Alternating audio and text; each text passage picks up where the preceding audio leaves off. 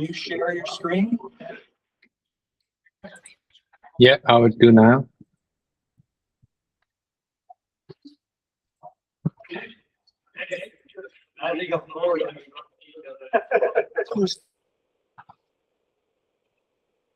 I hope you can all hear me good. Hear you fine. Full screen. Totally. Can you this okay.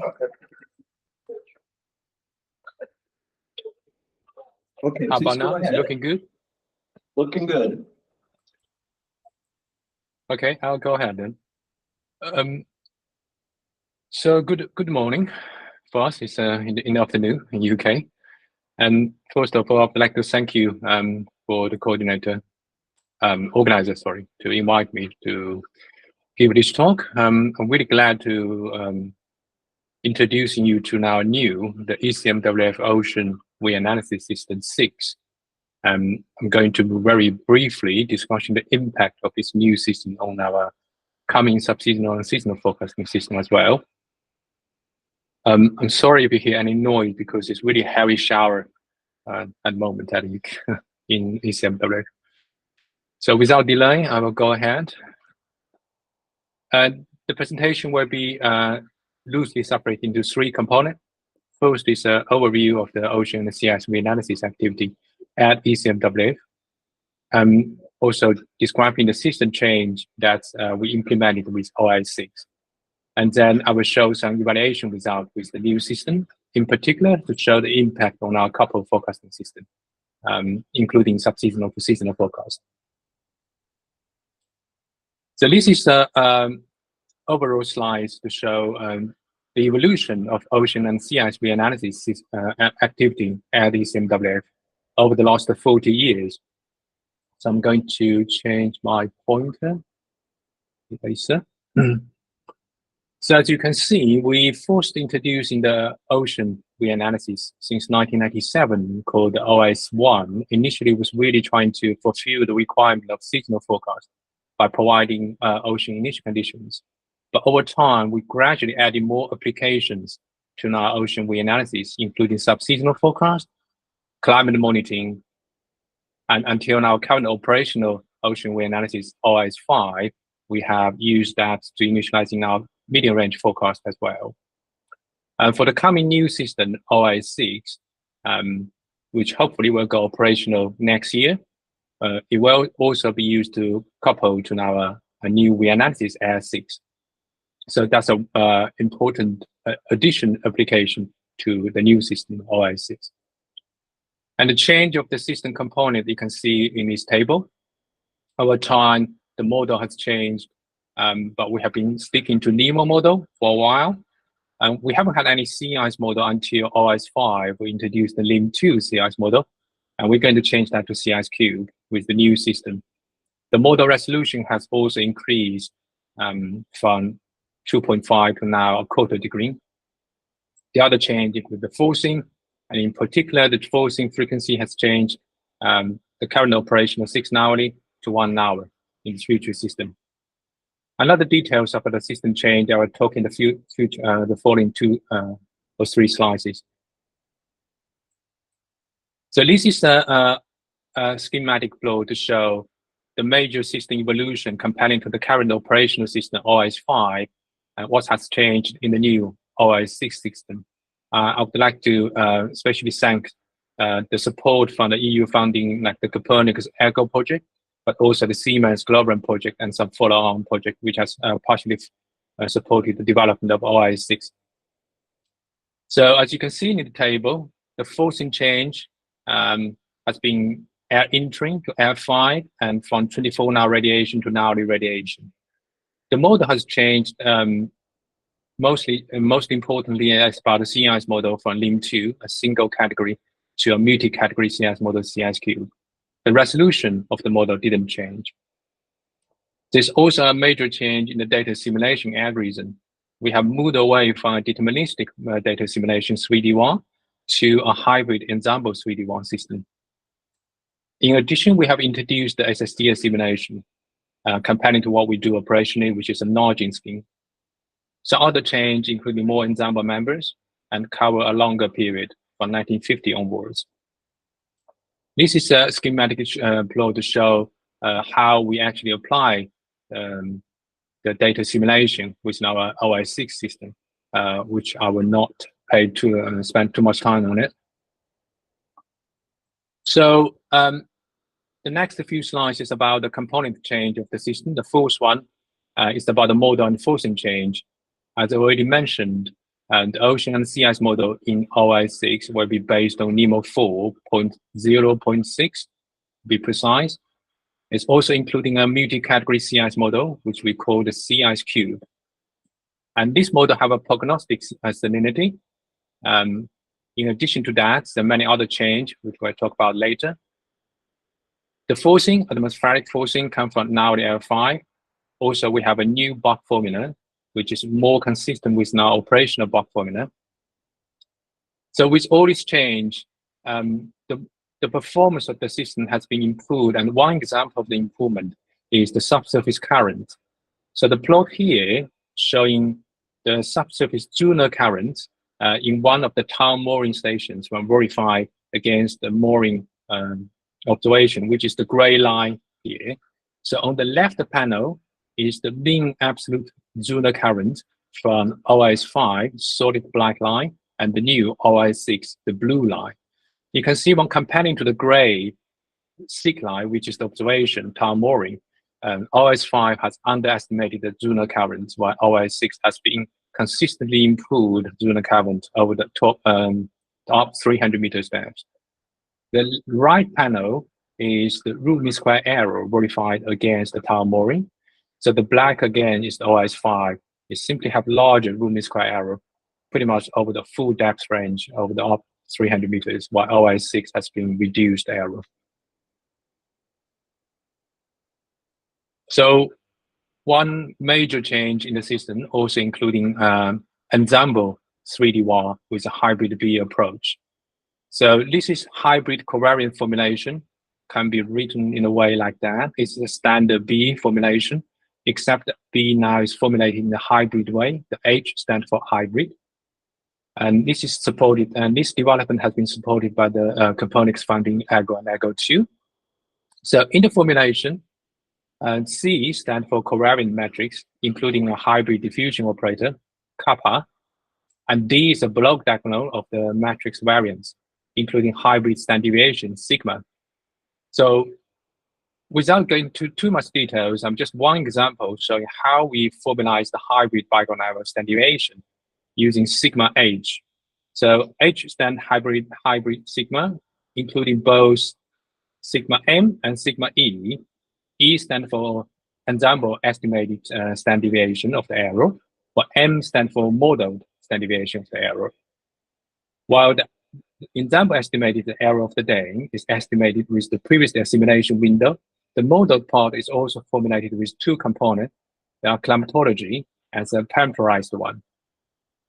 And they all combine with the so-called soft max approach with a hardness factor. So for more details, you can refer to a paper already submitted to QJ.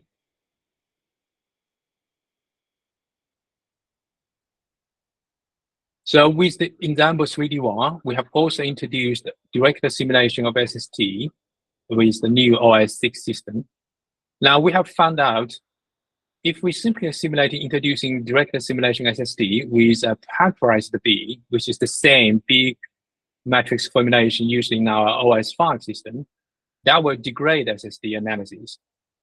So if you look at the figure on the left panel here, which is showing the change of the root mean square error when comparing SST assimilation with SST knowledge. So any yellow or red color means increased root mean square error when you switch to SST assimilation with parameterized B. And it's only when we actually using the ensemble 3D WAR with a hybrid B, and in particular, important, using a flow-dependent vertical correlation length scale, we are managing to improve the feature observation error when we introducing SST assimilation, particularly in the western boundary area and following the ACC current area. And this is verified against all in situ observations. So that's including Argo, XPT, CDD, and such. And this has only been made possible thanks to a novel factorized formulation of the normalization factor, which I already published in a 2021 paper. Another major upgrade, as I already mentioned, is the CIS cube model. So it's called a multi-category CIS model with a meltdown. Multi-category means they are separated by different thickness category. And in the ORAS6, we're using a 5 thickness category configuration. Each category will have 4 thermodynamic layers, as illustrated in this plot here. In addition to this thermodynamic layer, you have 1 additional snow layer on the top. So which makes it quite complicated for the CI state variable. Because when we are simulating, for example, CIS concentration, the observation can only tell you the total CIS concentration. And you have to consider how do you distribute the total increment among different categories, thickness category in the CIS model. And to testing that, we have tried different splitting methods, the splitting of the increment into different categories. For example, we have tested the bigram splitting, a gamma splitting, and also some other splitting methods implemented in the McAfee's operational system, the Peterson's splitting method. And it has been found the bigram splitting method have given us the best overall performance, not just about the concentration, but also affecting the thickness.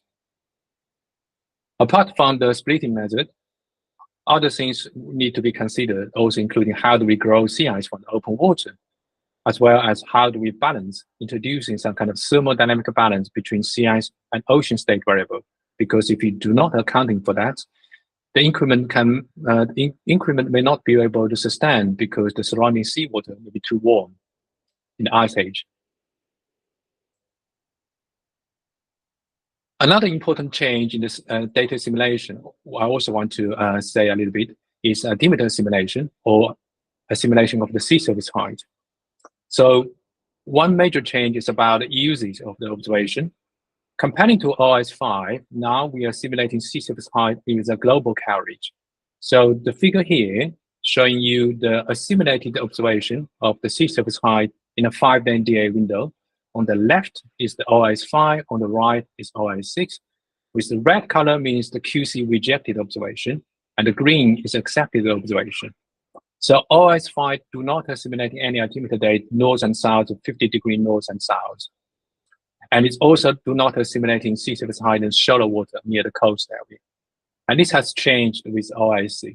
Now we are simulating observation in a global carriage. We're also simulating more observation towards the coast. In addition to this observation usage change, we have also introduced a new method to estimating for MDT error. MDT stands for mean dynamic topography, which is an important component of the observation operator when we are simulating a long track sea level nominal date. And the improvement that we introduced is trying to account for regional train error in the MDT forced gas. So for ORAS5, we only use the forced gas, which is the MDT-B here. For ORAS6, we have introduced additional bias correction to the forced gas, MDT-B, which is calculated using the forced gas and observe the trend of the sea surface height. Considered for the sampling period, which is T, and weighted by weight matrix, which changed depending on the latitude. So how did the new system perform? Obviously, we cannot move forward without evaluating the new system before we can test a couple of forecasts. So the performance has been evaluated against observation first.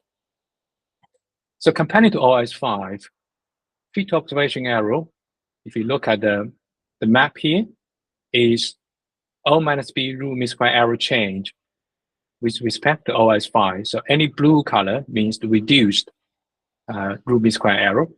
So on the left panel is the temperature, on the right panel is the salinity.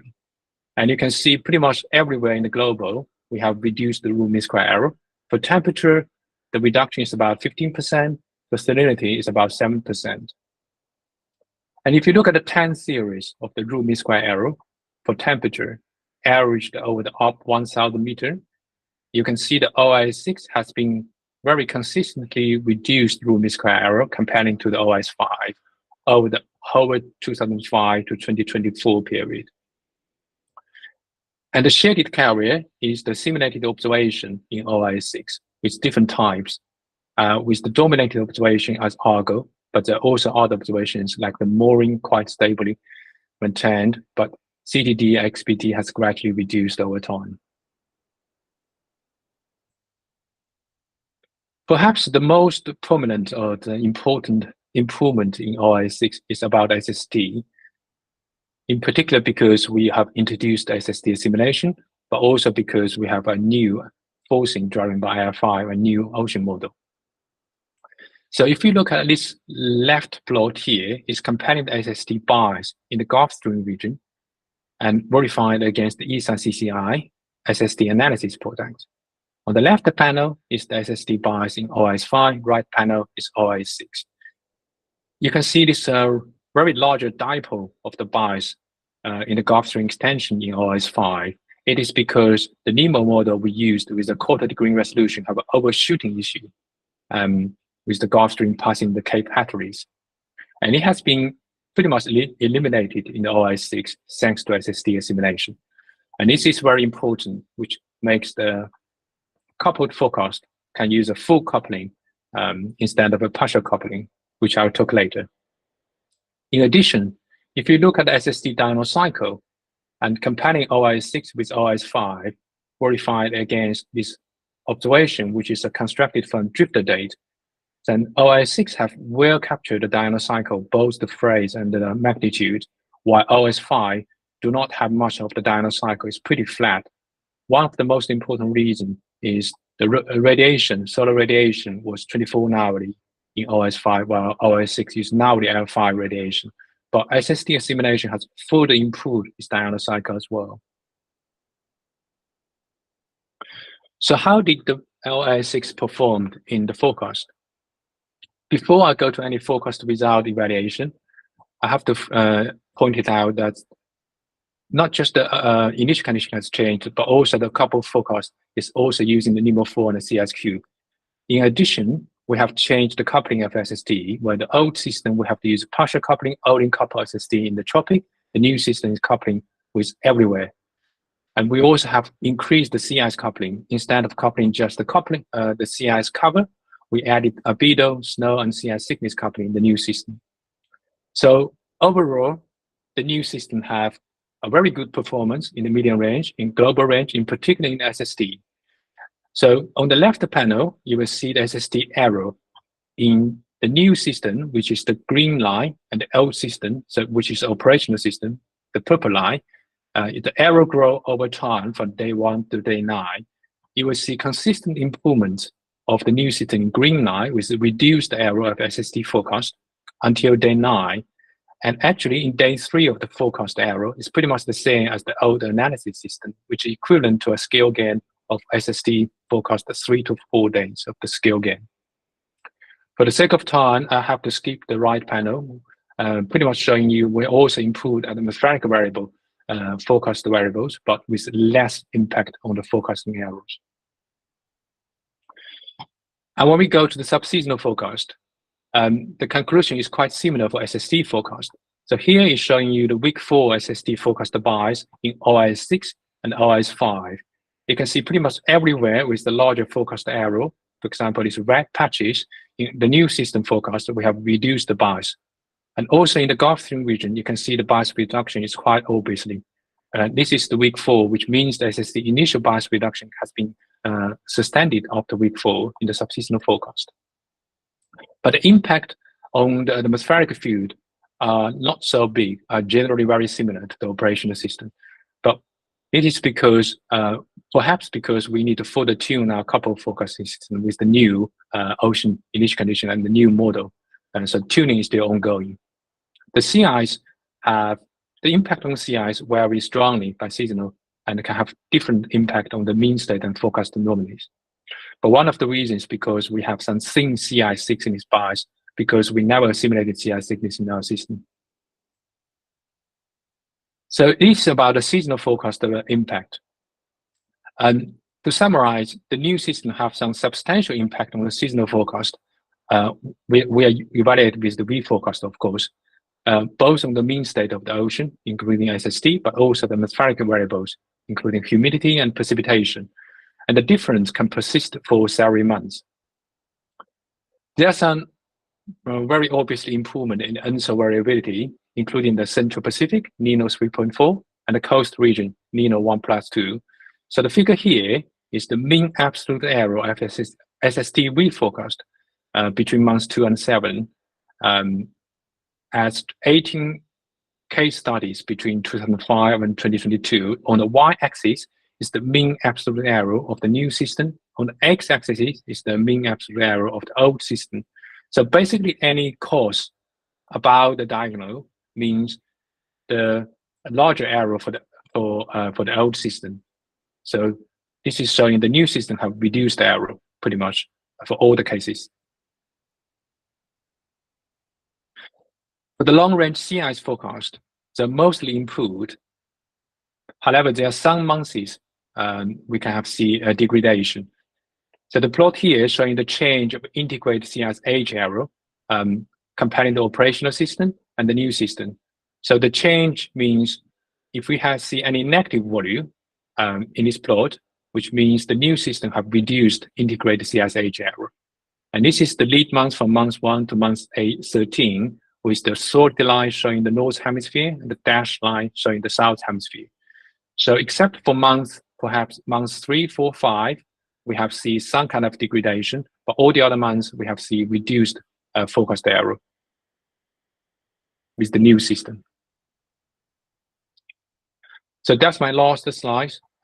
Sorry for taking too long. We have a long history and we have a new system, and this new system will be coupled to L6. And to skip all the others, I just want to point out one important message.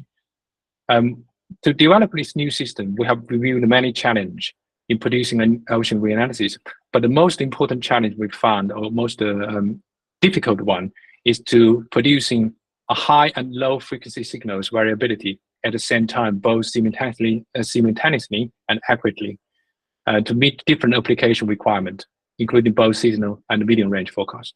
With that, I will close my talk. Thank you very much.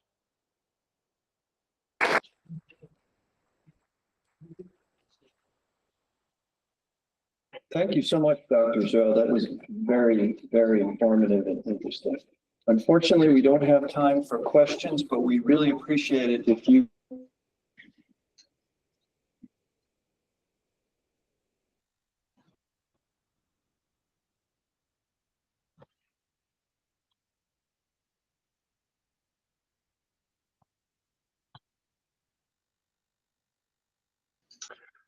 Is it just me or did the NOAA room freeze up?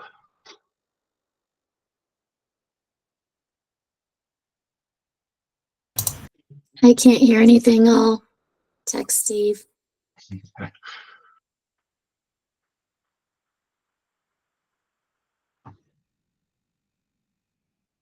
Okay, you can hear me. Well, you guys are frozen, but I guess I'll just go ahead then. Thank you. So I'm Travis Sluka. I'm the SOCA project lead at the Joint Center for Satellite Data Assimilation. I'm going to talk about SOCA, which is our marine JEDI-based data assimilation system for the UFS components.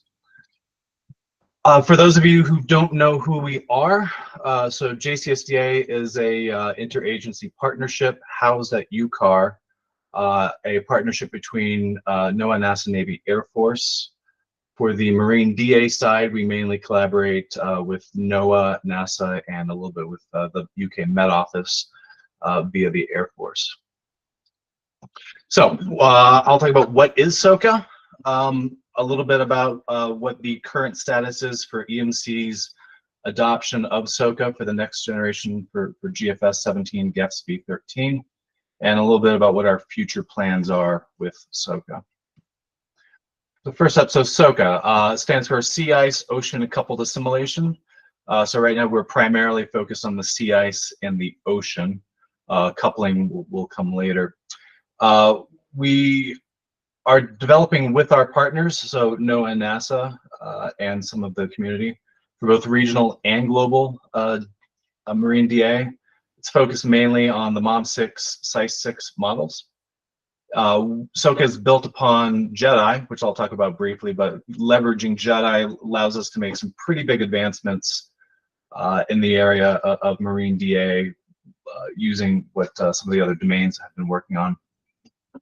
And as I mentioned, GFS 17, GEF 13 will be the first real major operational implementation of SOCA at NOAA. SOCA is being used by others, so there's work going on with EMC and AOML on regional hurricane DA with applications towards HAFs. CPC is using it for GLORe, which you'll hear about in the next presentation. I think India's and COAS is using SOCA as well, and others. Our overall project goals, we aim to provide a menu of marine DA options based on JEDI. So the current state of art for a lot of operational centers is 3D VAR. We want to leapfrog past that and provide you the full suite of DA options that you can use with the atmosphere for marine DA. We develop the code, we coordinate with NOAA and NASA developing it, provide innovations testing, but it is left up to the partner agencies what they choose to do for their actual implementation. But we provide quite a few options. We aim to consolidate DA development and code sharing.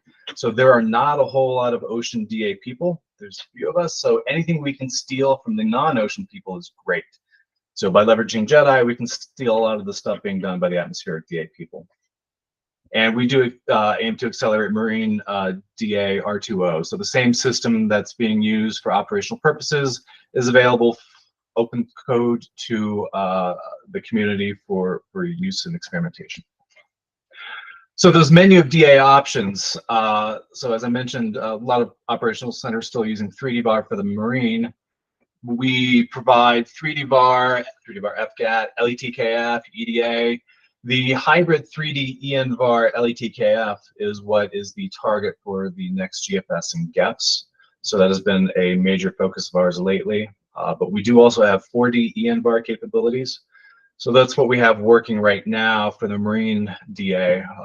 We're also working right now on 4D VAR using generic tangent linear models, since there is not a TLM available for MOM6, as well as coupled DA that we're working on now and more in the future. So what is JEDI? So SOCA is built upon JEDI. If you're not familiar with JEDI, it's the Joint Effort for Data Assimilation and Integration that's being coordinated by JCSDA.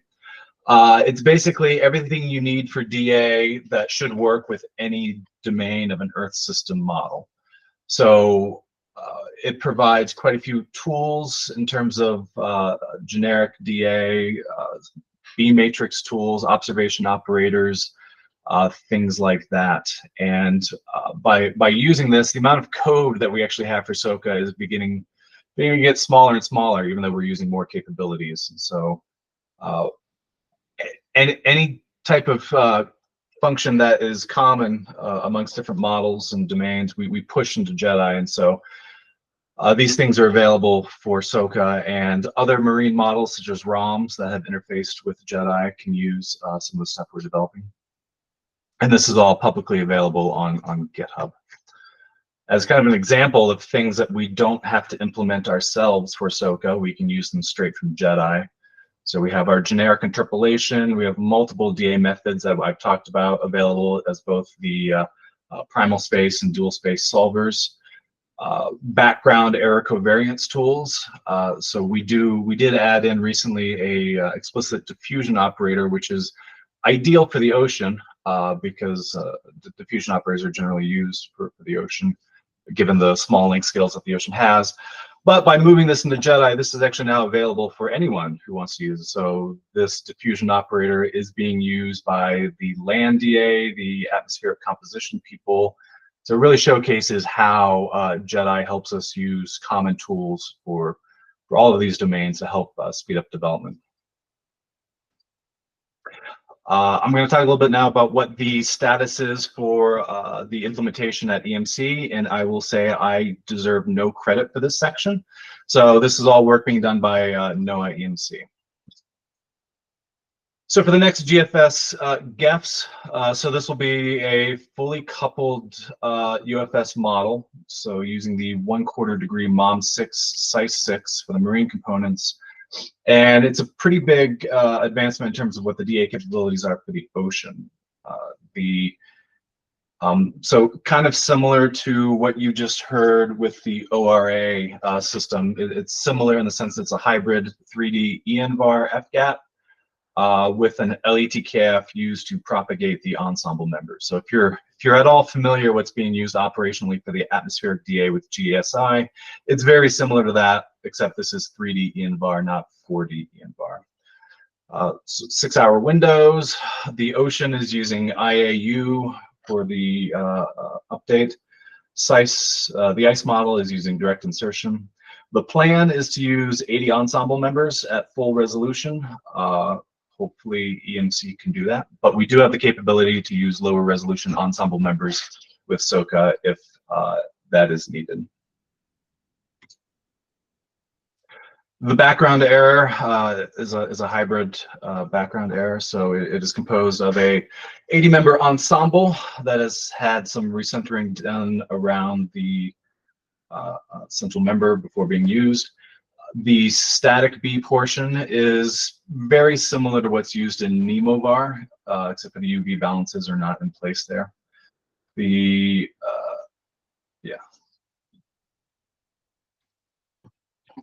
terms of what is being used for observations, if you compare this to current systems such as GODAS, it is a notable upgrade in terms of what is being used for observations. So we do have kind of the full suite of retrievals being used, SSS retrievals, SST retrievals, sea ice concentration and temperature retrievals, altimetry using ADT for the ocean and freeboard for the sea ice, as well as your conventional in situ temperature salinity observations. Looking at some of the initial results, and I think Katie Lukens has a following talk today that will go into more about the SST results with SOCA. But if you look at the green line, that's the current operational GFS, the foundation temperature produced by that. This is the errors compared with OSTIA. They are quite high, especially compared with what you have for the recent ORA S5 replay that was done by PSL. The orange and blue lines, these are the SST errors with SOCA.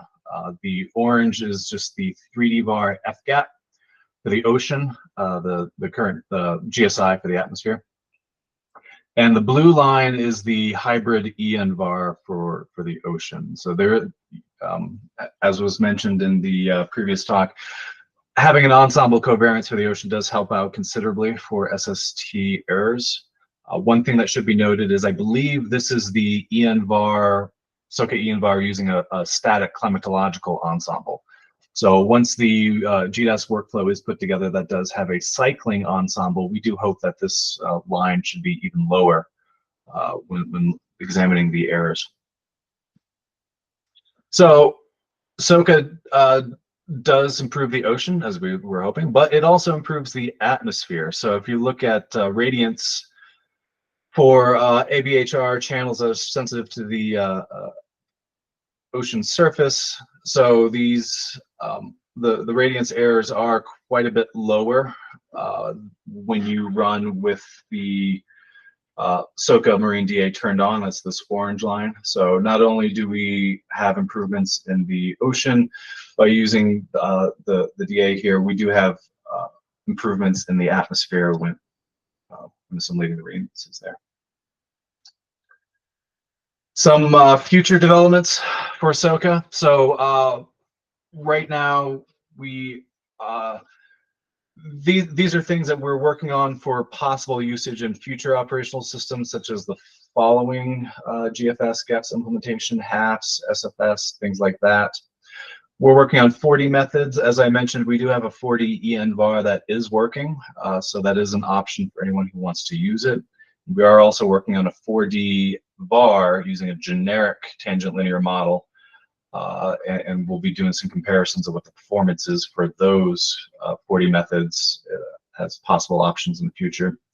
One of the big areas of the future, though, really is coupled DA. So the GFS, all of the non-atmosphere components of the next GFS should be using JEDI for their DA, and atmosphere will be added on at a later date using JEDI. So by having everything within the JEDI framework, we have a really good opportunity now, finally, to make some good progress in strongly coupled DA. So I know strongly coupled DA has been a hot topic for the past, I don't know, 10 years, but I don't think a lot of progress has been made on it. But by having an operational system that has the majority of its DA components using the same system, we can finally make some good progress, I think. So right now we do have strongly coupled DA in one sense, in that the ocean and the sea ice are, the data assimilation for that is performed at the same time. So this is a strongly coupled system in that sense between the ocean and the sea ice. So we do have the ensemble covariance for that, and for the static B portion, we also do have a basic sea ice concentration ocean SST balance there. So we do have strongly coupled DA just for these two domains, these two components here.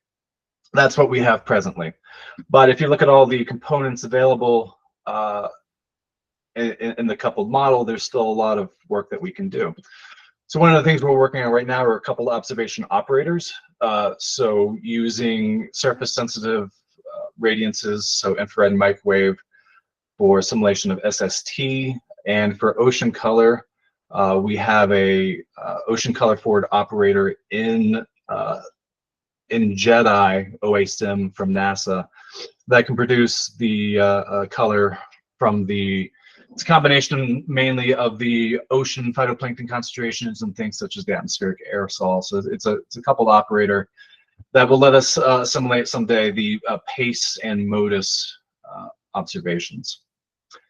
So that's one area we're working on now for a couple observation operators.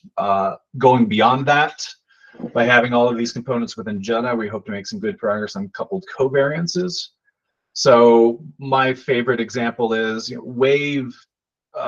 significant wave height is not something that's usually assimilated. We don't really provide an analysis for the WaveWatch 3, but can we get useful information from wave observations that tells us about what the ocean state is and what the atmospheric low-level winds are like? Can we use this with strongly coupled DA to make the best use of observations like that? So we are making progress toward using coupled covariances by adding in more explicit balances in our static B, by using the ensemble for an EN var and LTKF with all these components together. And there is work being done at EMC at using machine learning to come up with vertical balance operators that takes into account the full column of the ocean and sea ice and eventually atmosphere as well, for providing balances for that. So that's some exciting work that we look forward to doing once we have operational GFS that uses JEDI. So with that, thank you. And as a reminder, so JCSDA, we're a joint effort with a lot of the partners. So thank you to everyone who contributes to SOCA. There's a lot more people than what I listed on that first slide, especially at NOAA and NASA. So thank you.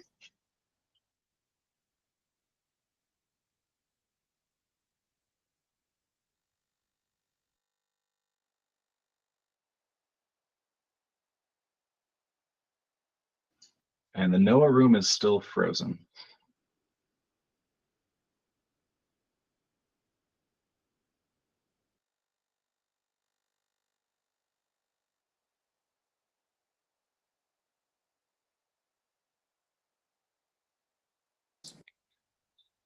All right. Can you hear us now? Yes, we can. Yeah. Thank you, Travis. And you didn't hear the applause here, but there was applause. And we're going to move to the next speaker. And if you could, Travis, check the questions on Slack. Our next speaker is Jieshun Zhu from EMC. EPC, rather. And he's going to talk about the GLORe reanalysis for initializing SFS hindcasts.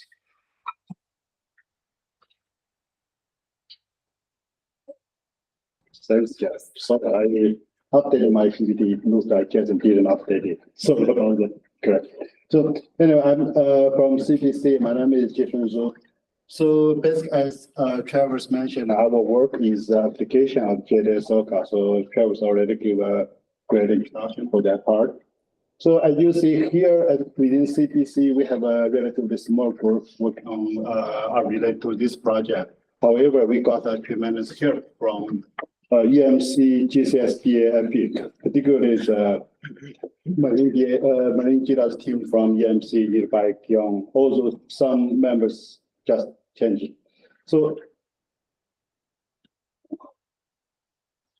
for the talk, I will first cover some background explaining why we at CPC need a new ocean analysis. So then I will present some results. For the first part of my results, I will briefly describe the configuration for the ocean CIS reanalysis system. So then I will present some evaluation about the reanalysis computed so far.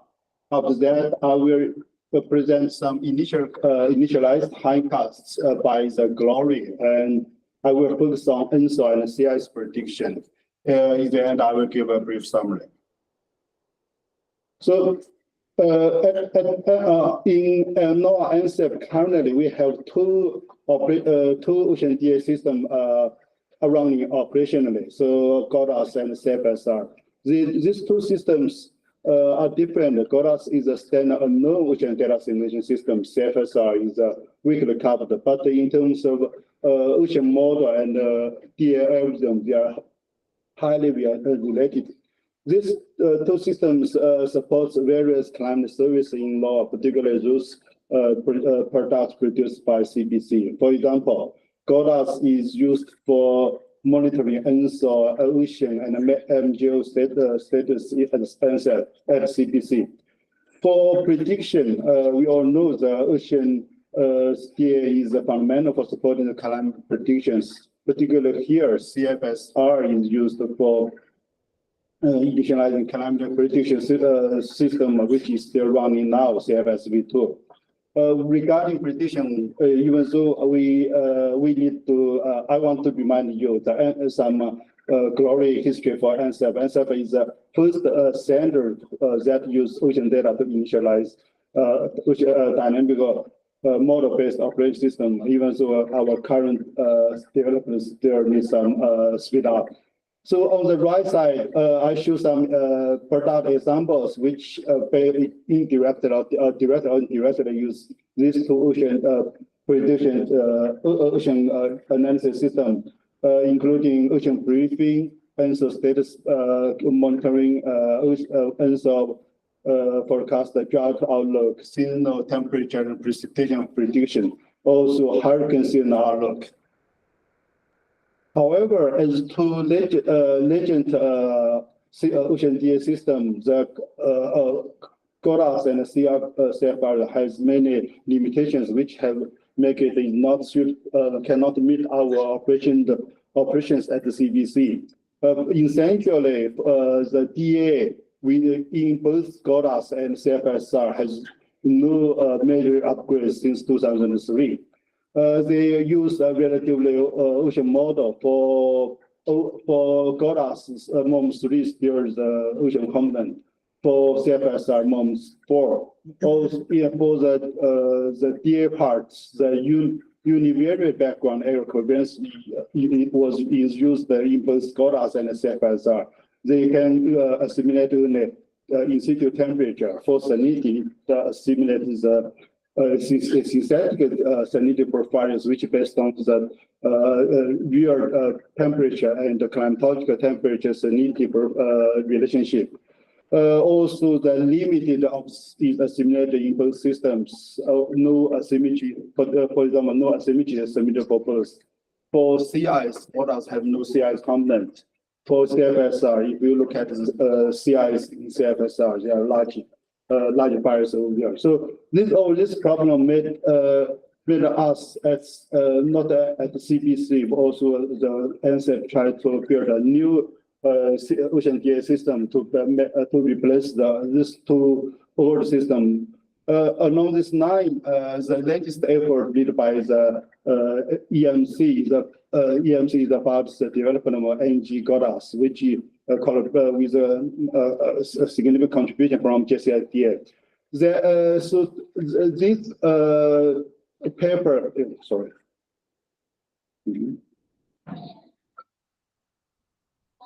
The paper showing here is a summary for the configuration of NG GODAS. So around 2 years ago, we at CPC took over the system from the EMC. And however, some configurations in NG GODAS cannot meet our climate usage at CPC. So we make some necessary modifications. So on the slides, it shows basic information about the GLORe. By the way, we call the new analysis as a GLORe, Global Ocean Reanalysis. So here is a summary about the basic configuration about this about GLORe. So the words in red shows some modifications relative to NG GODAS. Overall, the model we use MOM6, CI6. For resolution, we still use the low resolution, 1 degree, normally 1 degree, but with some refinement near the equator. Vertically, there are 75 layers. For DA, as Travers introduced, we use the JEDI SOCA, specifically we use Rediva schema there. For the background covariance, we use 3D bump other than 2D bump used in NG GODAS. Because some problems about CIS assimilation in NG GODAS conversion, we introduced a new CIS degradation scheme. By use this new scheme, as you will see later, we got improved CIS analysis, not only in CIS concentration, but also in the thickness. In terms of, so in NG GODAS, the WOD is assimilated in NG GODAS the 40-year run. However, WOD is not available in real time.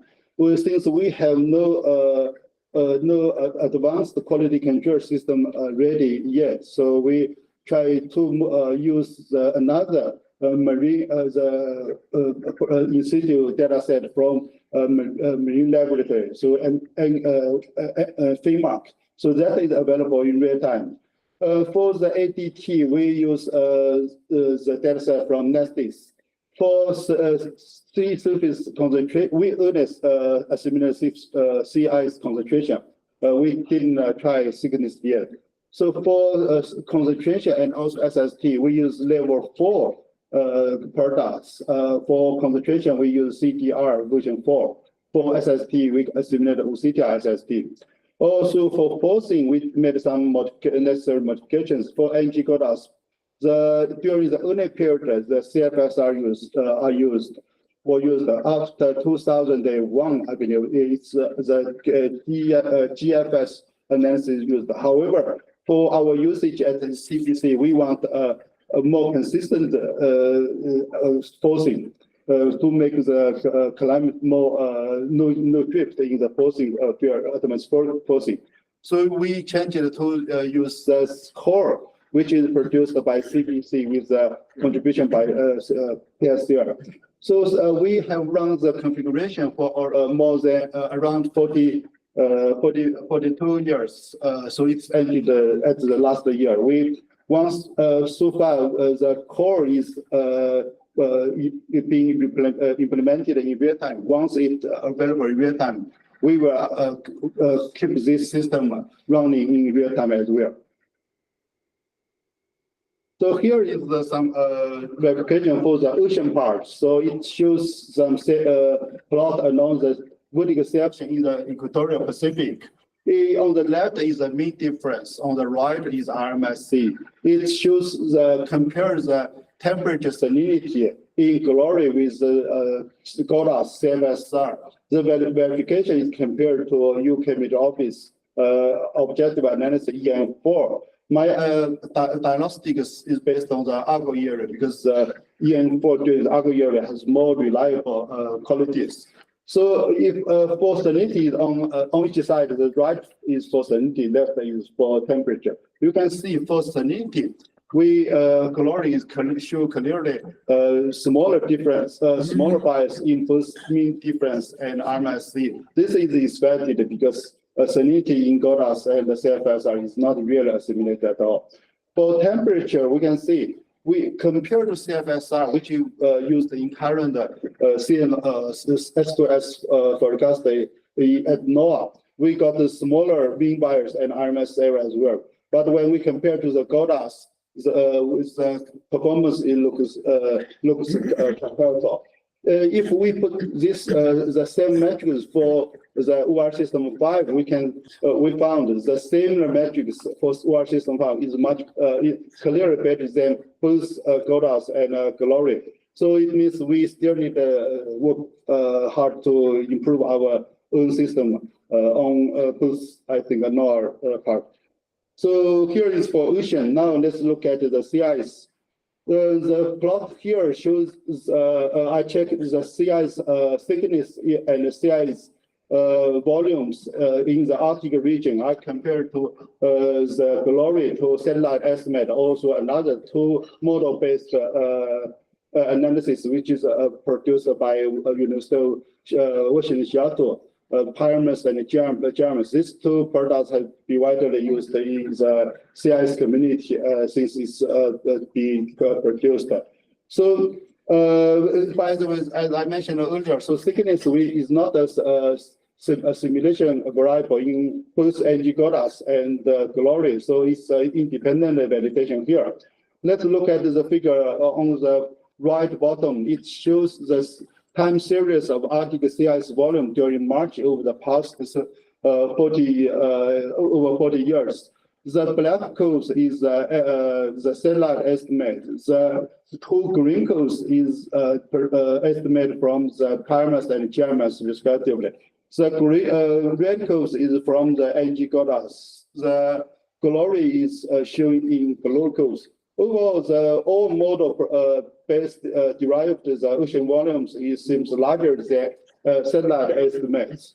If we look at the blue curves, for the long-term trend, also in the annual variability, it is much consistent with the Pyramus and Germus estimate. However, the NG-GORAS one got the less reliable trend estimate. So compared to the volume CIS volume itself, we can see clear improvements in GLORe relative to the NG-GORAS. However, on the right side, when we look at the spatial pattern of CIS thickness, we on the top from left to right is satellite estimates and the two Pyramus and Germus. But when we look at NG-GORAS and GLORe, we see some common bias over here. So basically, we see the CIS is too thick in the Buffet Sea, but too thin in the North Pole. So if you look at the other CIS model, you will find that is a common bias problem in most of CIS models. So yesterday's my poster shows some recent efforts. So we try to film some parameters related to the ice rheology. Our last effort already found some new parameters could improve the CIS thickness distribution over the Arctic. So I'm testing that parameters for both GLORe and also once the new GLORe is with the new parameter is ready, I will try to run a CIS predict hindcast experiments. So hopefully we can get some encouraging over there. So next I will show some initialized hindcasts. This figure shows the answer prediction here by using the UFS. At that time we used US 45.8 initialized with GLORe. I compared our results with next AM models. So on the figure here on the top it shows the May initial condition. On the bottom it shows the November initial condition. For each initial conditions we have 5 and some more members. our hindcasts cover 40 years from 1982 to 2021. In each, on the left is for alarm correlation, on the right is for RMSE. So for each plots, the black curves is for our GLORe initialized hindcasts. The colored one is for MME hindcasts. You can see even though our ensemble members is overall smaller than most NME models, but our still prediction skill is quite promising. So for the main initial condition for along the correlation, better I think. So along the correlation is better than almost all NME models at all lead times. For the also for the November initial conditions at the beginning, we also very good. After the lead time of 4 months, it will stay within the scale range of the NME models.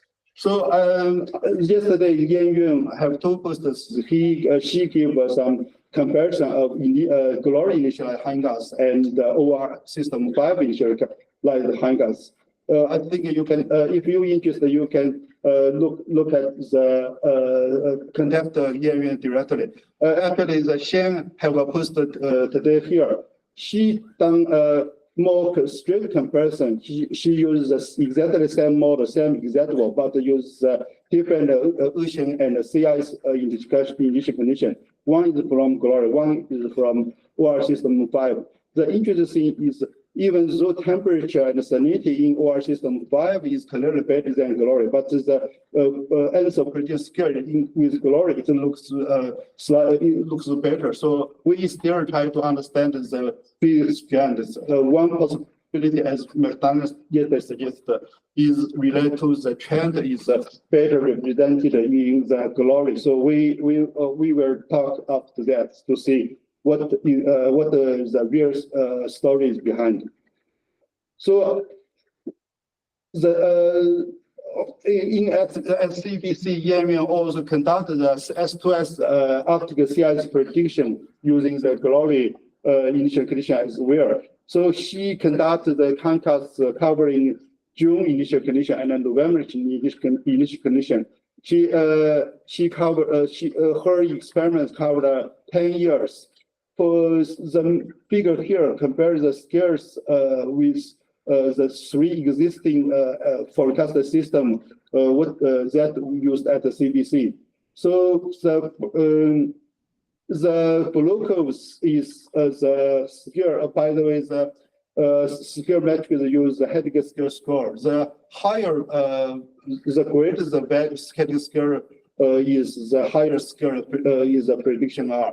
So the magenta curve is for GLORe initialized hindcasts. The other colors is other 3 hindcasts. You can see overall for both initial conditions, we get very promising results here. So this is my summary. So far, we have completed around 44-year reanalysis for reanalysis run. So preliminary diagnostics suggest this new analysis show improved performance relative to the current operation system GORAS and the CFSR.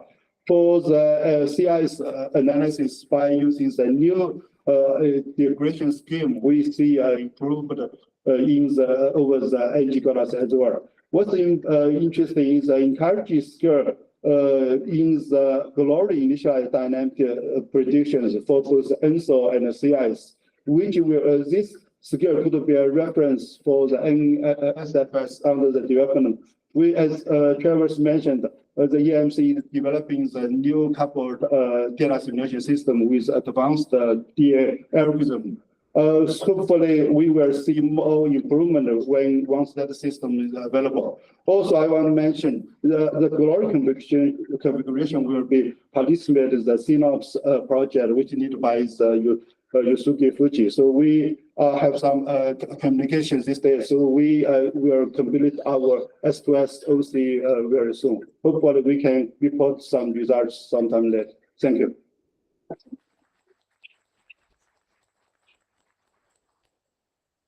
Thank you, Jieshun. We're running about 15 minutes behind, so I think we'll be able to take questions. Our next speaker is Katherine Lukens from EMC, and she's going to talk about initialization of upper ocean temperature towards forecast improvements in GFSD 17. I'm going to just advance the slides a bit until you get to your title slide. Which button? Which button is this? Click the mouse. Have the mouse. Oh, there's no mouse. Oh, I didn't mouse. No, just click. I have to have the I have to have the mouse. Fortunately, Okay. yeah, the clicker's only. Let's test this. There's the advanced button. So that's this. I want to give her the mouse. Yeah, yeah. Oh yeah. Careful with the mouse. It's pretty sensitive. Just make sure that it's on. Yeah. Thank you. Yep. Appreciate it. Okay. All right. Thank you. My name is Katie Lukens. I'm from EMC, and I'm going to talk to you about upper ocean temperature initialization. So first, I'd like to acknowledge all my co-authors who are listed here, as well as JCSDA for the JEDI system, specifically Travis Sluka and Feiyu Bergava, and also Travis Ellis and Jan De Wong from EMC and the rest of the GFS V17 team for actually running the prototype experiments that I'll be talking about. For the sake of time, I'm going to skip that outline. So upper ocean temperature plays a critical role in coupling of atmosphere and oceanic processes in NWP. In current NOAA operations, they don't utilize an ocean model. Rather, the upper ocean temperature is simulated as a persistence of anomalies. But this simulated upper ocean temperature is has large differences with what we consider truth. Here, that would be ASTIA, which is a high resolution daily analysis of SST. These large differences are exemplified in this time series for July 2021, which is the JCSDA chosen golden period for studies by various groups. Now, when you add in an ocean model and a sea ice model and marine VA, as we do in these orange and blue experiments, you can see that the difference with ASTIA is much less. And so this is our goal here to show. Now, I'm not saying at all by any means that what operations is doing is wrong. And in fact, what they're doing is much more complex than what the orange and blue experiments represent. Operations is doing direct radiance assimilation in the atmosphere, whereas the orange and blue experiments are assimilating SST retrievals, which we rely on other people to do, and we also have in situ observations available to us. But the point here is that when you have a coupled system and you include marine DA into the mix, then you get an upper ocean temperature forecast that is closer to reality. And so that's our goal here, to improve the initialization and coupled forecasts as related to upper ocean temperature. And we saw this slide in Travis Sluka's presentation, so I'll just briefly remind you why it's here. This improved upper ocean temperature forecast that we get when we include marine DA can also have positive impacts on the SST sensitive radiance observations in the atmosphere. And these are O-Bs for 3 specific channels from ADHRR. Operations is in green. The coupled system without marine DA is in blue, and the coupled system with marine DA is in orange. And as you can see, when you have a coupled system with marine DA, the O-Bs are reduced consistently for the SST sensitive radiance observations. So improvements in marine DA should help further improve the atmosphere. So for the rest of this talk, I'll be talking about SST results from 2 GFS version 17 prototype experiments. These prototypes are similar to what is expected to go live in the actual next iteration of GFS. Both experiments have an atmosphere, ocean, and sea ice models, as represented here. The first prototype experiment only includes atmospheric DA, so no marine outdoor simulated. And the second experiment is identical to the first, except that we are also including marine DA, so that's the only difference. The time period is, again, July through August 2021. The initial conditions for the ocean are a replay to the Ocean Reanalysis ORAS System 5 from ECMWF. And the resolution for the ocean and sea ice models is a 1/4 degree, and for the atmospheric model is a C384. Now, in these prototypes, we don't have an ensemble for these runs, but as Travis mentioned before, we are anticipating to have an 80-member ensemble in the live iteration of GFS. This is another reminder of just what we're working with these experiments. So as I mentioned, there's no ensemble, so we're just working with the static B here. And just a couple things to point out. The Guide B is computed via variance partitioning of the background. So an example of the SST background error is in the top left. And a cross-section of the ocean temperature background error with respect to ocean model level is top right. We also have the horizontal decorrelation length scales in the bottom left and the vertical decorrelation length scales in the bottom right, a cross-section again. The horizontal length scales are using the Rossby radius of deformation, and the vertical length scales are designed to follow the mixed layer depth, so they do vary. For assimilated marine observations in these experiments, there's SST retrievals from these satellite sources, sea ice concentration, and also altimetry, which gives you the sea surface height. This is on the figure on the right is an example of the kinds of the SST observations, what we're looking at. This is SST observed by VIIRS on board NOAA 20 for 0Z over the time period, so July 1st through August 19th, 2021.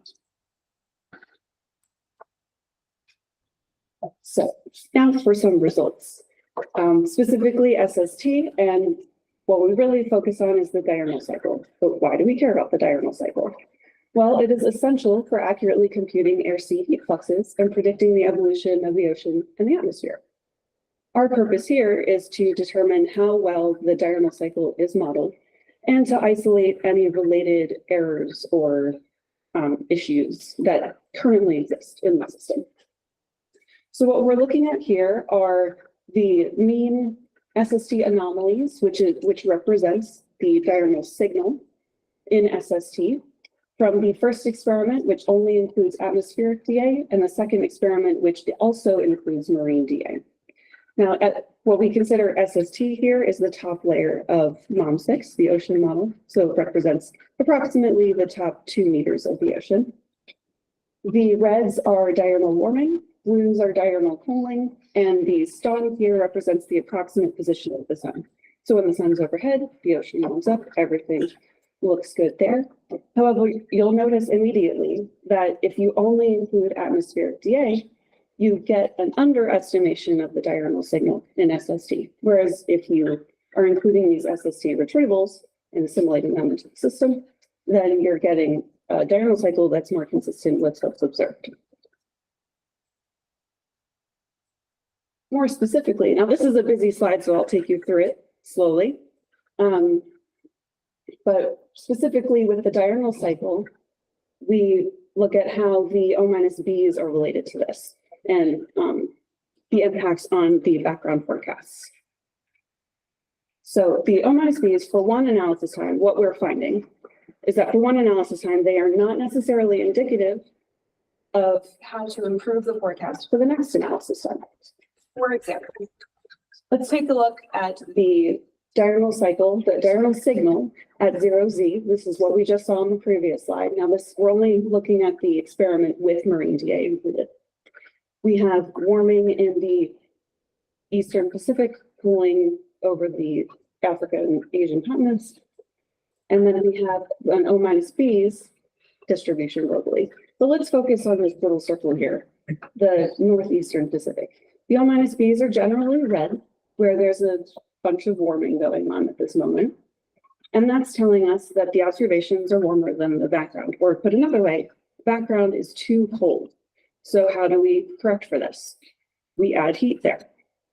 When we add heat there, what we're actually doing is adding too much heat. And the reason is that the diurnal cycle for the next, diurnal signal for the next cycle, which is 06Z in the bottom right here, or bottom left, excuse me, you can see that the warming and the cooling areas have shifted because the sun has moved.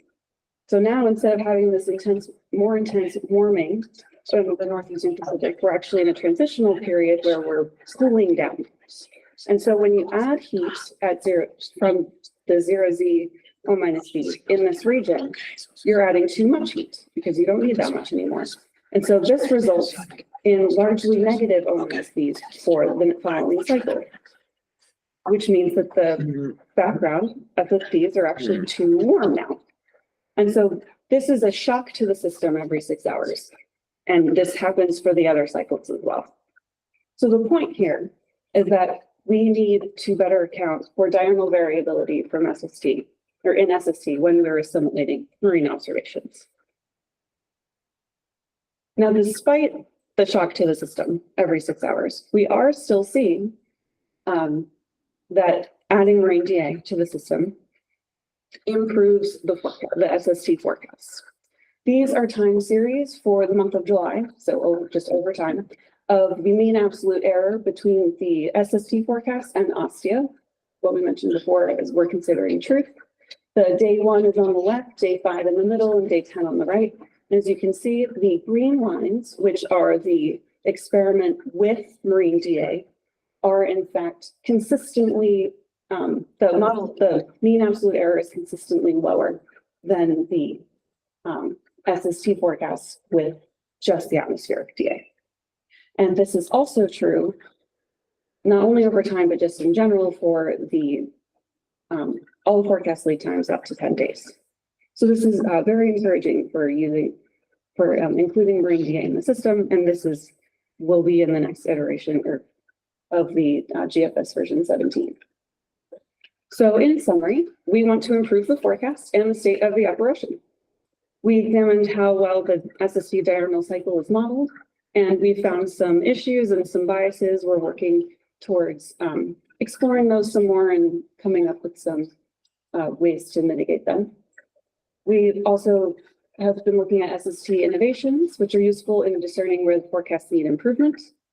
And we are finding that the SST forecast verification against ASTIA shows that adding marine DA into the mix does reduce the forecast error out to 10 days.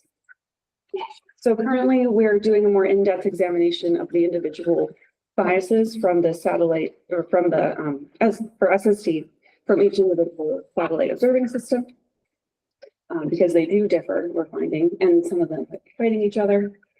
And we're also looking at analysis of the impact of marine DA on the atmospheric side. So not just SST itself, but what's going on in the atmosphere. And assimilating marine in situ ops. A big one as well. So with that, I will take questions. Thank you.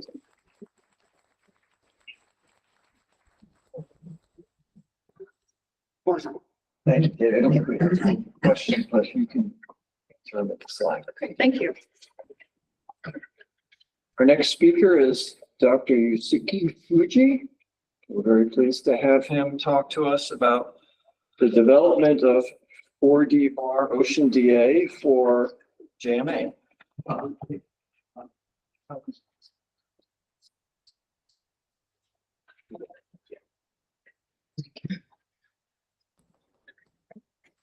Yeah. Thank you. I'm Yosuke Fujii. Well, I don't know. Yeah, I'm working at Japan Meteorological Agency Research Institute. Today, I talk about the development of 4D-bar global ocean data transmission system for carbon prediction and the recent development related to carbon prediction in JMA. And first, I introduced the carbon prediction system and the global ocean 4D-bar system in JMA. We have been using the current carbon prediction system, CPS3, since 2022. And the resolution of atmospheric component is TL319, so it's 55 kilometers. and the oceanic resolution is quarter degree. And the atmospheric component is initialized by the atmospheric global analysis system using 4D bar. And the oceanic component is initialized by the new oceanic 4D bar ski named MRI.com G3. And we perform 5-member ensemble forecasts every day. And in order to generate ensemble members, we use breeding and singular vector method. And also we use stochastic physics for atmosphere. And for ocean perturbation, we estimate ocean perturbation from the minimization history for the bar. And the global ocean 4D bar system is constituted of the two models, that is analysis model G3A and downscaling model G3A. And in the analysis model, it's a global tripolar grid corridor with the resolution of 1 degree times 0.3 to 0.5 degree. And its temperature and salinity profile and satellite altimetry data and SST objective analysis are assimilated through IAU 4D bar scheme. And we also apply CI's 3D bar scheme. And in the downscaling model, we have global tripolar grid coordinate with quarter degree resolution. And the temperature and salinity field of downscaling model is constrained to the TF field of G3A by IAU, and this technique is known as replay. And grid point values of G3A are used as the oceanic initial conditions of the coupled predictions.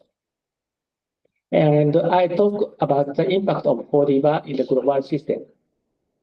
This figure shows the capacity of 4D bar to reduce the data misfits effectively through the comparison with the assimilated data. And this figure shows the bias from the objective SST analysis, which are assimilated in 4D bar and 3D bar. And 4D bar effectively reduces the SST bias. 3D bar has some bias in the equatorial Pacific and equatorial Indian Ocean, but in the 4D bar, the bias disappears. So 4D bar effectively reduces the bias. And this figure shows the root mean square difference from the assimilated algo data. The RMSDs are decreased for SST and also 100 beta temperature. Thus, 4D bar more effectively reduces the data misfits. But it's not necessarily means that the real error is reduced by 4D bar. So we compare the we evaluate the errors from the independent algo data which are not assimilated. And this figure shows the difference of absolute bias between 4D bar and 3D bar, and this figure shows the difference of root mean square errors. 4D bar reduces SST bias more effectively than 3D bar. However, the impact of 4D bar on 100 meter temperature bias and also root mean square difference of SST and 100 meter temperature seem to be neutral. Probably because the model does not sufficiently represent the real physics due to the low resolution. But 4D bar performs better than 3D bar in the equatorial Pacific and the cross-shore extension area. So, and this figure shows the difference of the absolute bias and the root mean square error in the equatorial vertical section. And the absolute bias of temperature is generally smaller in 4D bar, in particular around the subprime. And although the 4D bar result has larger RMSEs in the large part of the section, RMSE are smaller around the subprime. And this figure shows the difference of the analysis variance. And analysis variance is increased in 4D bar. So 4D bar better represents the variance. But this seems to be major cause of large RMSEs in the equatorial section. And we also perform the sensitivity experiments of forecast from 4D bar and 3D bar initialization. Here we use the lower resolution model than the operational system. And this figure shows the SST snapshot. And this is satellite and 4D bar and 3D bar result. in the 3D forecast, the tropical instability waves or TIWs are somewhat smoothed. But in 4D system, TIWs are properly reproduced, and it's more similar to the satellite snapshot. And this figure shows the impact of 4D on the couple prediction system. And, 4D predict existing variations better in the region where TIWs are active and the western boundary current regions. And the impact can be seen even in the forecast more than a month ahead. So this is probably because due to better physical balance in the 4D bar. And next, I'll talk about some recent developments related to the couple prediction system in JMA.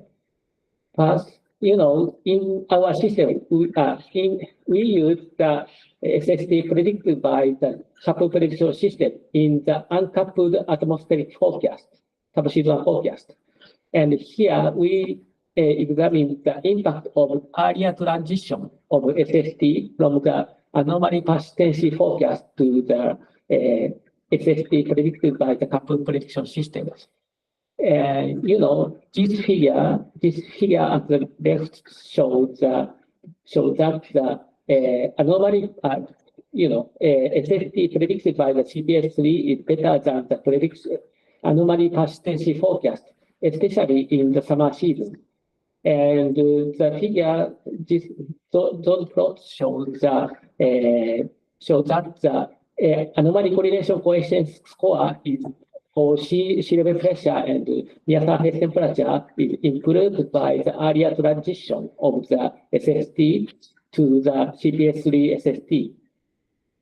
And this figure shows the impact of earlier transition for the longer lead time and its impact on the tropics and impact on North Hemisphere.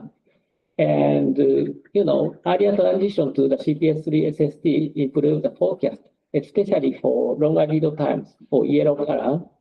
And, the positive impact mainly appeared in the tropics, but it also found in the mid-latitude region. So it indicates the importance of SST prediction in the subseasonal forecasts. And we are also developing improving the bias estimation scheme, bias correction scheme. In the current system, the bias is estimated online from the analysis increments like this. But now we are adding the new offline term of climatological seasonal variation in the bias estimated a priori from analysis increments in preliminary reanalysis. And this figure shows the bias of current system. And the middle figure shows the difference of the bias between the tested version and the current system. Opposite sign indicates that bias is reduced in the developing system. And the right panel shows the normalized root mean square error difference. So the bias root mean square error is reduced in the developing system. And we also developing the new 4D bar scheme, which are directly optimize the quarter degree ocean model. And here, additional computational cost due to the high resolution is balanced with the time reduction by the shorter analysis window and the smaller iteration number. And this figure shows the sea surface height snapshot. Current system has kind of smooth trajectory of Gulf Stream. But in the tested version, the high resolution feature of Gulf Stream is represented and more similar to the CMM's objective analysis.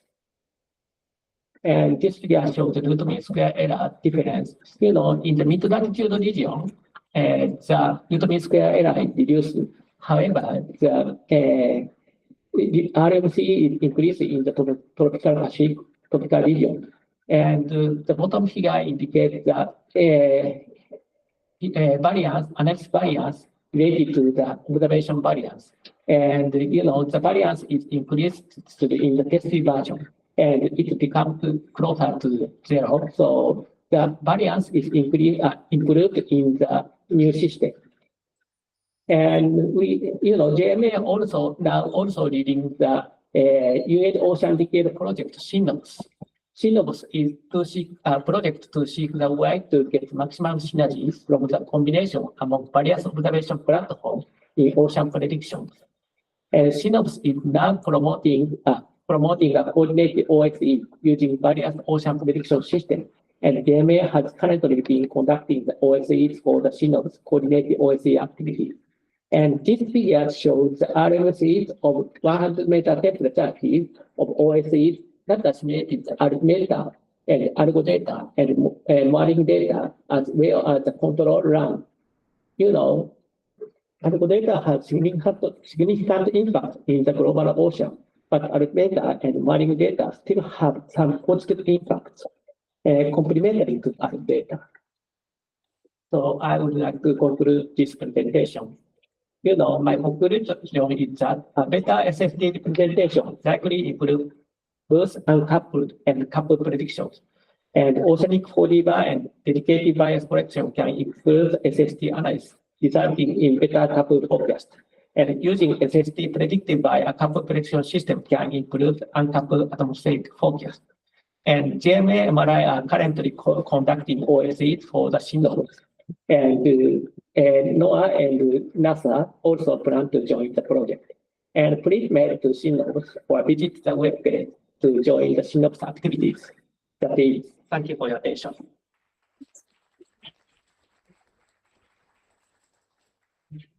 Thank you, Dr.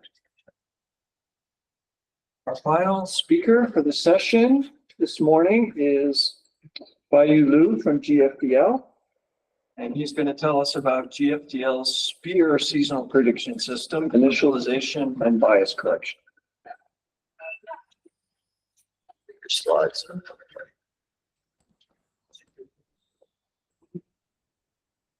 Thank you, everyone, for the opportunity to speak here, and sorry for standing between everyone in lunch. And so, okay, I'll begin. So this talk might have a bit more to do with bias. Oh, this is really transparent. So more to do with bias correction and initialization, but I have to see most of the people from the previous session also here. So that's great. And before I start, I'll just thank all the collaborators and Chief the IP division and the Ocean division at GFDL, and also all the scientists at GFDL at large, as well as my collaborators from Princeton Corporate Institute and GLORe Alliance Machine Learning Project. So too many names to this here, but I'll start. Okay, so first was SPEAR. I'm glad that a lot of this has been covered by Nat and Hiro and Andrew earlier. So it's our seamless system for prediction and projection at GFDL. So these are all the activities conducted using the GFDL SPEAR models, including large ensemble simulations, which are publicly available, including real-time seasonal predictions as part of NME since 2021. We have subseasonal predictions using SPEAR model conducted by Ocean. And we have decadal predictions done by Xiaosang as part of international project. We also have CI assimilation and machine learning with a couple papers done by the Ocean division at GFDL. We also have ongoing Ocean BGC simulations and simulation using SPEAR currently ongoing at GFDL. So here, just a quick summary of the current participation of SPEAR in the NME prediction. So I just grabbed every 4 months over the last year or so. And so we have 30 members of SPEAR medium, which is 50 kilometer interior and 1 degree ocean as part of the MME multi-model ensemble.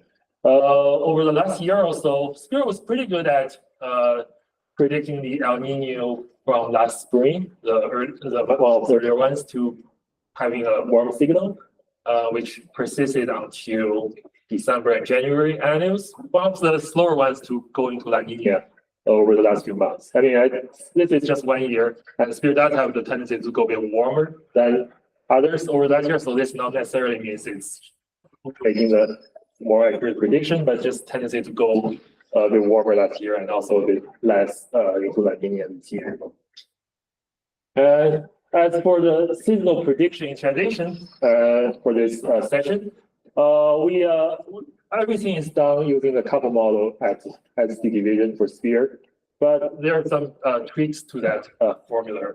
For the ocean of the seasonal prediction, the ocean destination, we are doing the couple analysis with the couple model, but we are doing a free atmosphere. So we don't have any atmosphere constraint in this couple model while we do ocean data estimation.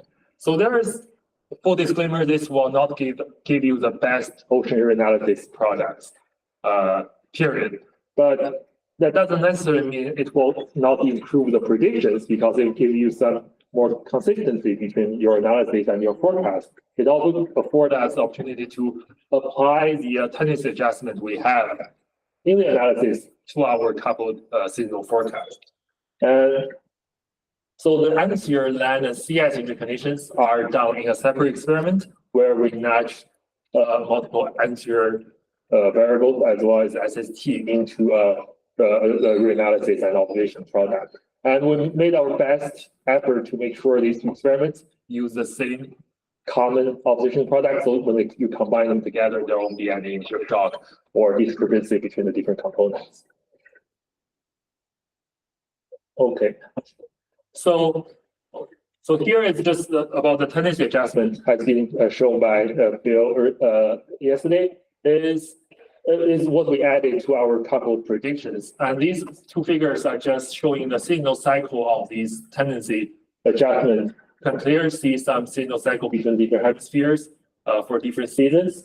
This is for the 9 meter close to the surface. So these tendencies are generated for 12 years where we only assimilate Argo and ST observations.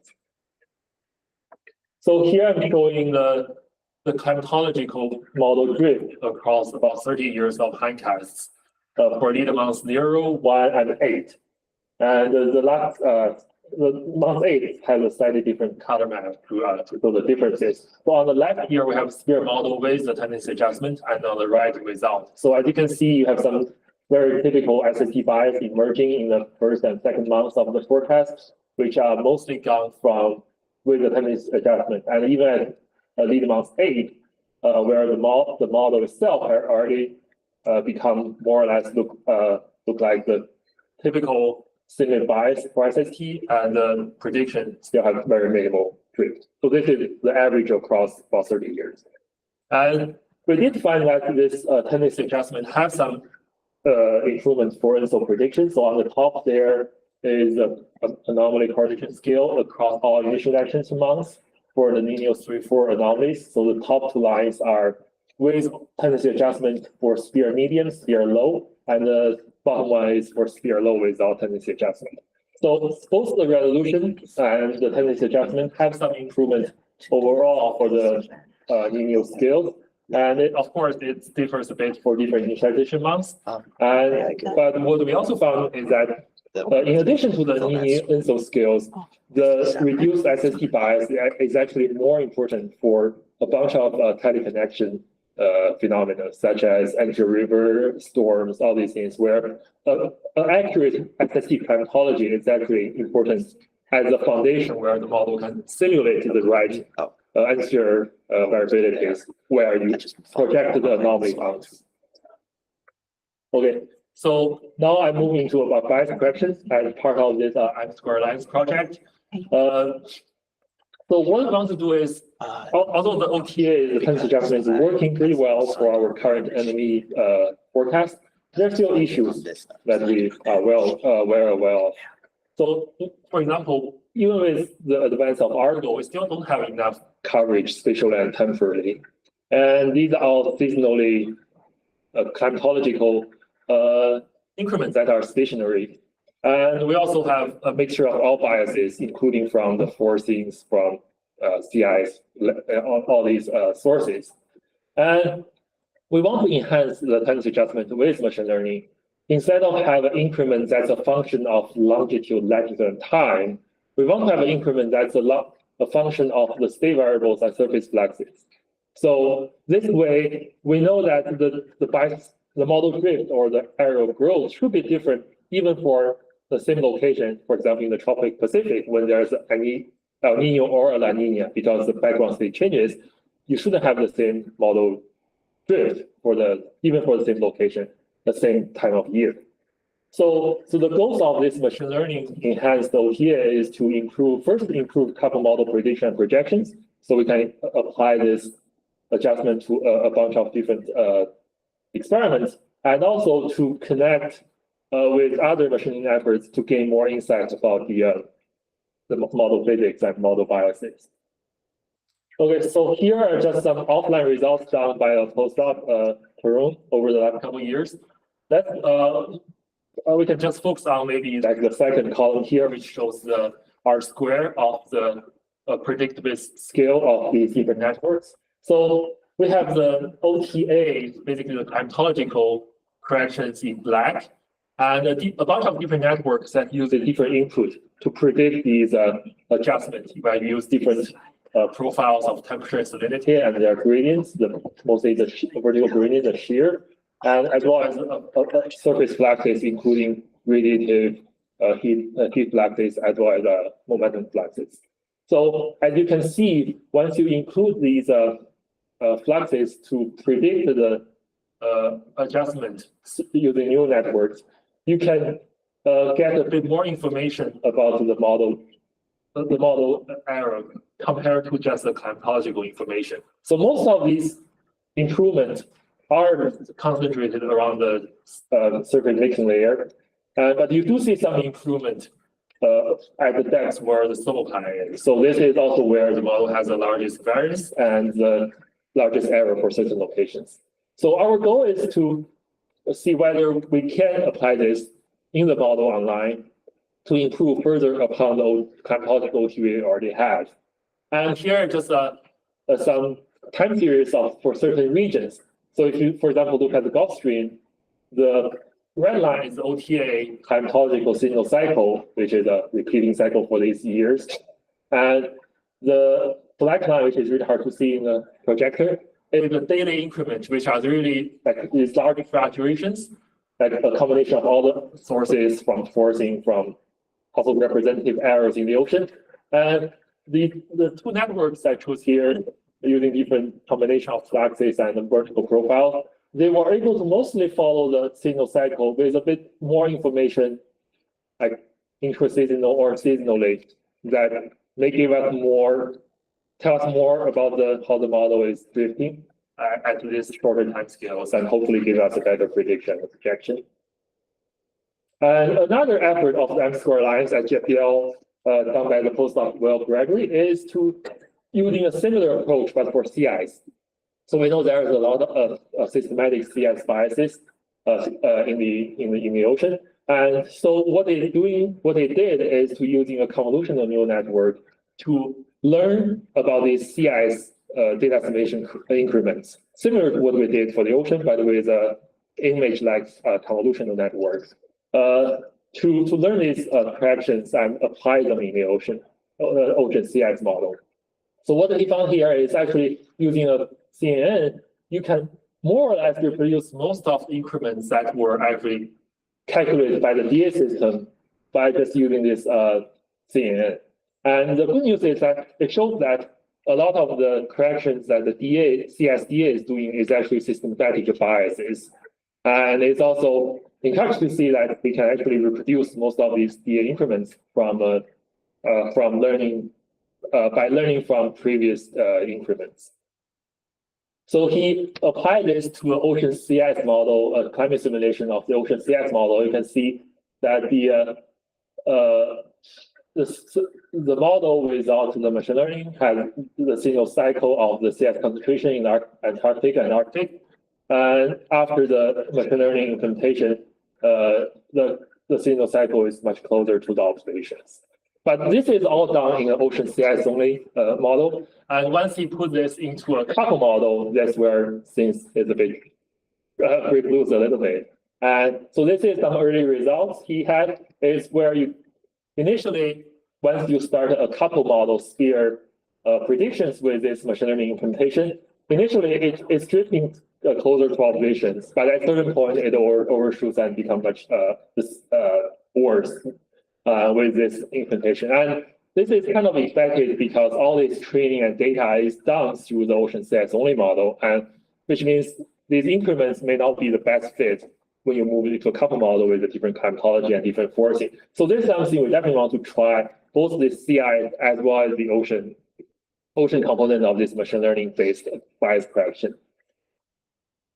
Okay, so for the next step, I think I'm missing a slide earlier. So I'll just say here for the DA and sphere initialization specifically, we do have, like Andrew showed earlier, and newer and higher resolution version of sphere in development.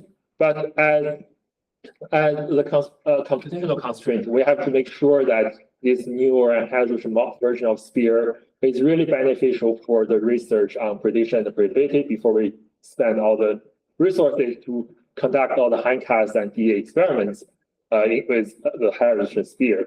And for DA system, since this sphere MME version has been in operation for over 3 years now, so we do have plans to add a bit more capabilities to the DA system. Although again, we have to make sure that by improving the DA, even if we're getting a better analysis and initial conditions, are they beneficial for predictions? Are they giving us better predictions? And as for the machine learning part, so we know that the neural networks can give us more information about the model bias than just the climatology. So we want to explore applying these corrections in Model 6 and 6.2 to our couple model predictions. And there are a bunch of tools that can be used in this process, but moving from component models to couple models, there are a bunch of obstacles we have to, both technical and scientific, we have to overcome in order to make all these machine learning implementations work for our couple model. So that's all for my talk. Thank you.